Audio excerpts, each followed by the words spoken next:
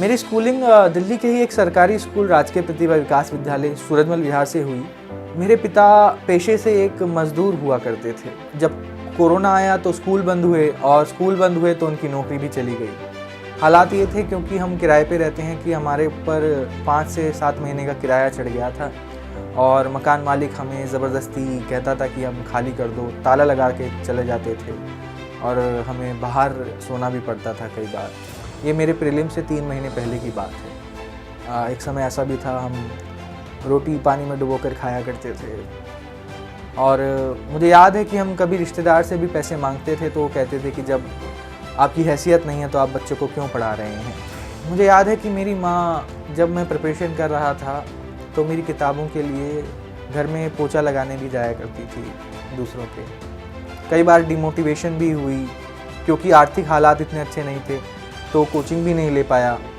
यहाँ तक हालात ये भी थे कई बार कि किताब तक लेने के पैसे नहीं हुआ करते थे। लेकिन इसके अलावा मुझे ये भी लगता है कि ये सब मुश्किलें ही थीं जिन्होंने मुझे वो बनाया जो मैं आज हूँ।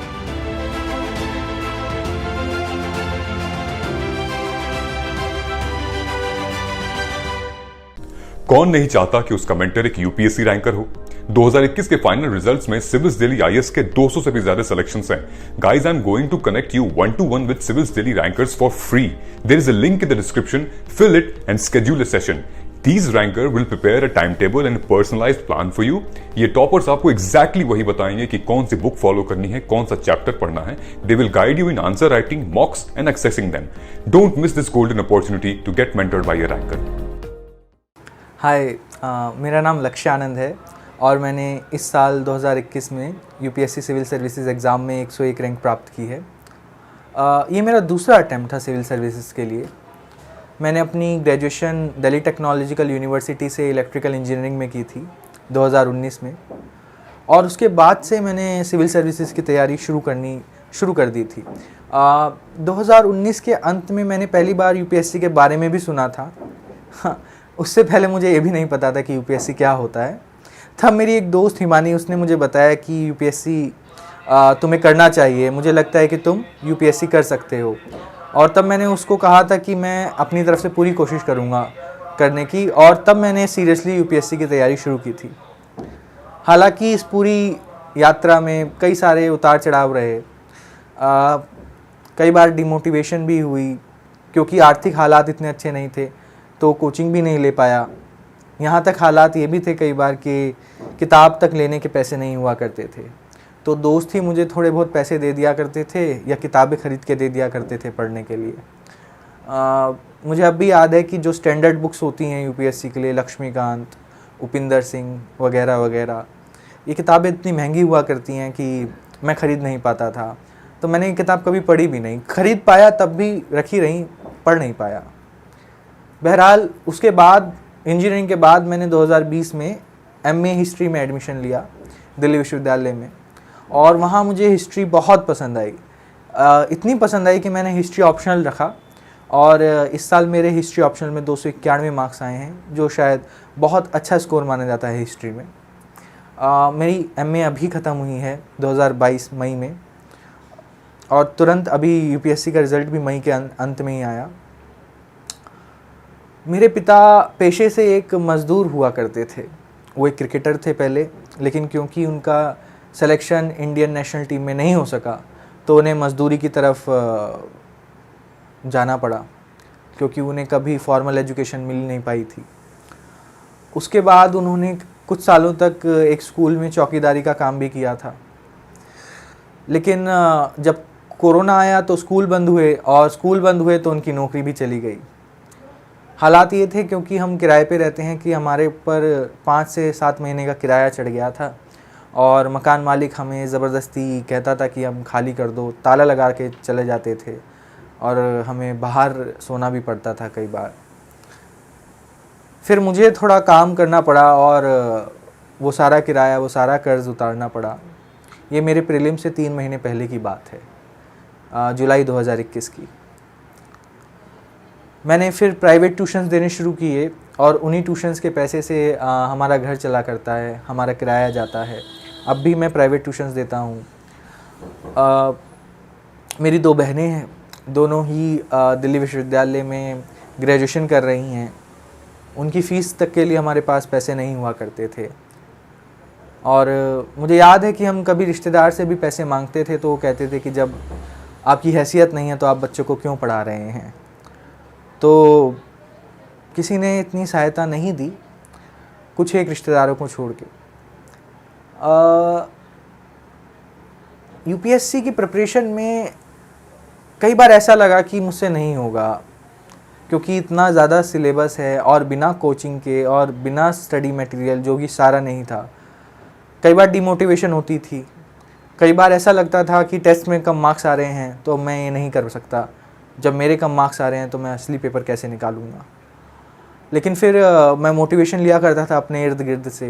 मैं अपनी नानी को याद करता था, जिन्होंने बचपन से ही भुट्टे बेच बेच के मेरी माँ को, मेरे मामा और मेरी मौसी को पाला है। तो मैं सोचा करता था कि जब एक बुज़ुर्ग महिला इस उम्र में ये सब कर सकती है तो मैं क्यों नहीं कर सकता। फिर मैं उठ जाता था, मेहनत करने लगता था वापस, और इस तरह ये सिलसिला चलता रहा 1.5-2 साल लगभग। और आज मैं यहाँ बैठा हूँ यूपीएससी क्लियर करके। मेरा सपना है कि मैं इंडियन फॉरेन सर्विस में जाऊँ, और डिप्लोमेसी में मेरा खासी इंटरेस्ट इसलिए भी है क्योंकि वर्ल्ड हिस्ट्री और हिस्ट्री ऑप्शनल दोनों मेरे साथ लंबे समय से जुड़े रहे हैं। मेरी स्कूलिंग दिल्ली के ही एक सरकारी स्कूल राजकीय प्रतिभा विकास विद्यालय सूरजमल विहार से हुई। हमारे पास इतनी ज़्यादा एक्सेसिबिलिटी नहीं होती थी इंफॉर्मेशन और रिसोर्सेज की उस समय, क्योंकि सरकारी स्कूल था तो प्राइवेट स्कूल से बेहतर इंफ्रास्ट्रक्चर तो नहीं था। लेकिन मुझे याद है कि जितना था मैं उसका भरपूर इस्तेमाल किया करता था। मैं बचपन से ही मंचे इंसान रहा हूँ। मैं मंच किया करता था, डिबेटिंग, पोइट्री, एक्सटेम्पोर, ये सब मुझे बचपन से ही शौक़ रहा है। और कई हद तक इन सब ने मेरी बहुत मदद करी, ना सिर्फ प्रिपरेशन के दौरान बल्कि आंसर राइटिंग में भी, यूपीएससी के मेंस में, और फिर उसके बाद पर्सनैलिटी टेस्ट, जो कि इंटरव्यू में हमसे सवाल पूछे जाते हैं। तो मैं काम रहा करता था, मेरे पास कॉन्फिडेंस था, मेरे पास बोलने के लिए शब्द हुआ करते थे जो अमूमन कई लोगों के पास नहीं हुआ करते हैं। स्कूल में मुझे बिल्कुल पता नहीं था कि यूपीएससी क्या होता है। यहाँ तक मुझे ये भी नहीं पता था कि मुझे करना क्या है आगे जाके, क्योंकि हमें काउंसलिंग देने वाला कोई नहीं हुआ करता था। लेकिन जैसे ही हम स्कूल से निकले तो मैंने जेईई क्लियर कर लिया, और जेईई एक बहुत प्रेस्टीजियस एग्ज़ाम माना जाता है, और मेरे एक बहुत अच्छी यूनिवर्सिटी में इंजीनियरिंग में एडमिशन हुआ। तो पीयर प्रेशर की वजह से भी मैंने उसमें एडमिशन लिया, लेकिन मैं कभी खुश नहीं रह सका इंजीनियरिंग में। इंजीनियरिंग के बाद मैंने सोचा कि मुझे क्या पसंद है, और फिर मुझे लगा कि मैं ह्यूमैनिटीज़ का कोई सब्जेक्ट पढूं तो मैं इसमें ज़्यादा बेहतर कर सकता हूं। तब मुझे हिस्ट्री क्लिक की और मैंने हिस्ट्री को उठाया और हिस्ट्री में एडमिशन लिया एमए में। इस दौरान मुझे मेरी दोस्तों ने, मेरे दोस्त सभी साथियों ने बहुत प्रोत्साहित किया कि मैं यूपीएससी का एग्ज़ाम दूँ।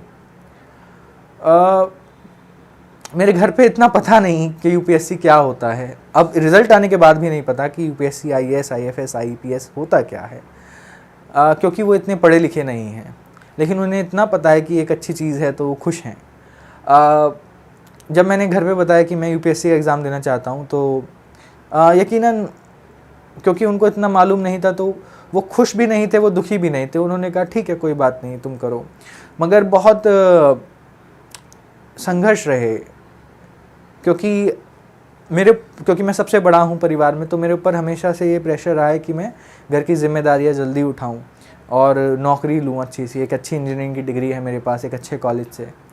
तो समय असमय जब ये मौका आया तो मुझे प्रेशराइज़ भी किया गया कि मैं नौकरी करूं। हालातों ने भी और रिश्तेदारों ने भी। खासकर जब मेरे पापा की नौकरी चली गई थी और हमारे पास खाने के लिए भी पैसे नहीं हुआ करते थे। मुझे याद है एक समय ऐसा भी था, हम रोटी पानी में डुबोकर खाया करते थे। तो उन दिनों ने मुझे लगता है कि मुझे बनाने में बहुत मदद की है, क्योंकि यूपीएससी के एग्ज़ाम में आपको कंसिस्टेंट हार्ड वर्क करना होता है। और बचपन से ही ऐसा रहा है कि मुझे कोई भी चीज़ आसानी से नहीं मिली, हमेशा मुझे संघर्ष करना पड़ा, और इस चीज़ से मुझे यूपीएससी की प्रिपरेशन में बहुत मदद मिली। मुझे याद है कि मेरी माँ, जब मैं प्रिपरेशन कर रहा था तो मेरी किताबों के लिए घर में पोछा लगाने भी जाया करती थी दूसरों के। और मन तो नहीं करता था कि मम्मी को ऐसे देखें, लेकिन उन्हें रोक भी नहीं सकते थे, करना उन्हें वही था जो उनका मन था। कौन नहीं चाहता कि उसका मेंटर एक यूपीएससी रैंकर हो। 2021 के फाइनल रिजल्ट्स में सिविल्स दिल्ली आईएएस के 200 से भी ज्यादा सिलेक्शंस हैं। Guys, I am going to connect you 1-to-1 with civils Delhi rankers for free. There is a link in the description, fill it and schedule a session. These ranker will prepare a timetable and a personalized plan for you. ये toppers आपको exactly वही बताएंगे कि कौन सी book follow करनी है, कौन सा चैप्टर पढ़ना है। They will guide you in answer writing, mocks and accessing them. Don't miss this golden opportunity to get mentored by a ranker. तो इस तरह पूरा सफ़र रहा और अंत तक ये नहीं लगता था कि इतने अच्छे रैंक से क्लियर हो जाएगा। एक उम्मीद थी कि हाँ, इतनी मेहनत करी है तो कुछ तो होगा ही, लेकिन ये कभी नहीं लगा कि क्लियर हो जाएगा। मुझे अभी भी याद है कि जब प्रीलिम्स निकला था और मैं मेंस की तैयारी कर रहा था, मेरे पास टेस्ट सीरीज़ के भी पैसे नहीं थे और टेस्ट सीरीज़ लगभग 10-15 हज़ार की हुआ करती है। और मैं सोचा करता था कि मैं टेस्ट सीरीज़ तो ले नहीं सकता, तो मैं कैसे क्लियर करूँगा। तब मेरी एक दोस्त ने मुझे कुछ पैसे दिए थे टेस्ट सीरीज़ लेने के लिए, तो मैंने एक छोटी सी टेस्ट सीरीज़ लगाई थी और उसमें भी मेरे एक टेस्ट में बहुत कम मार्क्स आए थे। GS3 में 70-75 नंबर आए थे। तो मैं बहुत डिमोटिवेट हो गया था और मैं रोने लगा था कि मैं इतना कम स्कोर कर रहा हूँ तो मैं आगे चल के क्या ही करूँगा। लेकिन फिर मैंने ये भी सोचा मन में कि अब ये this is the bare minimum, इससे नीचे मैं नहीं जाऊँगा। और अगली बार जब वो टेस्ट हुआ तो मैंने उसमें 110 स्कोर किया और जो मेरे को बहुत कॉन्फिडेंस दिया। मेंटल रूप से भी मेरे ऊपर कई और मेरे परिवार के ऊपर भी कई दबाव बने रहे हैं। जैसा कि मैंने कहा कि हमारा अपना घर नहीं है, हम किराए पे रहते हैं, तो हमें घर बदलना पड़ता है। और क्योंकि मैं एक दलित परिवार से आता हूँ, तो जब भी हम किसी के यहाँ पूछने जाते हैं कि कमरा खाली है किराए के लिए, तो पहला सवाल ये होता है कि आप किस जात से हैं। और जब हम कहते हैं कि हम शेड्यूल कास्ट हैं तो हमें कमरा नहीं दिया जाता। तो ये एक छुआछूत की भी परेशानी हमें बचपन से ही डायरेक्ट नहीं तो इनडायरेक्ट रूप से तो सहनी ही पड़ी है। कभी ट्यूशन में भी पढ़ने जाया करता था तो मुझे याद है कि हमारे टीचर मेरे लिए एक अलग गिलास रखते थे पानी पीने के लिए। तो मुझे लगता है कि जब मैं एक शहर में रहकर ये सब मुसीबतें सह सकता हूँ, तो मुझे लगता है कि एक रूरल एरिया, एक ग्रामीण परिवार में तो ये कितना ही ज़्यादा होगा, कितना प्रबल रूप से होगा। तो लेकिन इसके अलावा मुझे ये भी लगता है कि ये सब मुश्किलें ही थीं जिन्होंने मुझे वो बनाया जो मैं आज हूँ। आज मैं जो कुछ हूँ, जहाँ हूँ, वो इन सब मुश्किलों से निकल के ही हूँ। इन मुश्किलों ने मुझे जीना सिखाया। मैंने अपनी ज़िंदगी के कई उदाहरण अपने पेपर में एज इट इज़ लिखे हैं, GS4 में, एथिक्स में और एस्से में, और उन दोनों ही पेपर में मेरे काफ़ी डिसेंट मार्क्स आए हैं। सो यही कहूँगा कि अगर मैं ये सब कर सकता हूँ तो कोई भी कर सकता है। All the very best. Thank you.